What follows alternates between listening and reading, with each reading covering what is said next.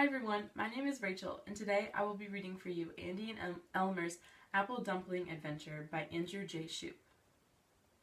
It was a beautiful morning as Andy sat beneath his neighbor's tree. What should I do today, he thought.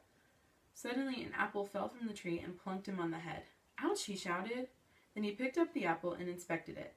I know, I'll make apple dumplings. Andy proceeded to pick several apples, as many as he could carry. Then it was off to the kitchen. He spent the rest of the morning and early afternoon in the kitchen, peeling and coring, rolling and wrapping. It was certainly a big job, but Andy absolutely loved making apple dumplings. It was evening when Andy sat down to have an apple dumpling for dinner. There are many ways to eat apple dumplings, but Andy preferred just pouring milk over the top. These sure are good if I do say so myself, he stated. But they sure are filling. He looked over to the counter at his full day's work. There's no way I'm going to be able to eat all of these, he thought. I have an idea. Maybe I could sell them. Andy was all excited.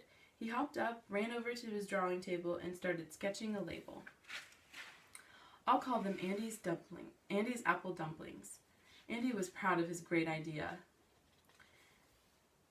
Is it the truth? A voice suddenly came out of nowhere. Andy was startled. Who's there? He looked around frantically, but there was no one around. Andy sketched a little bit more. Is it the truth? Came the voice again.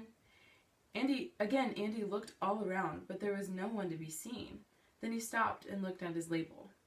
Well, he thought, I suppose it's not entirely the truth. I mean, I made them, but they're not my apples. You see, they came from his neighbor Elmer. It was his apple tree. Is it fair to all concerned? Came the voice again. Andy wasn't quite so startled this time. It's not fair to Elmer, he thought. Then Andy had an inspiration. Knock, knock, knock. There was someone at Elmer's door.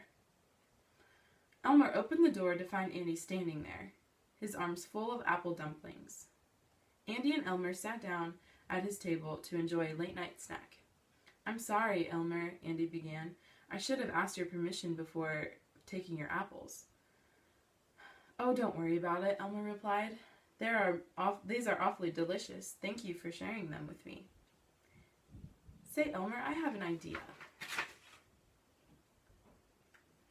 Elmer was listening, slurping at the bottom of his bowl.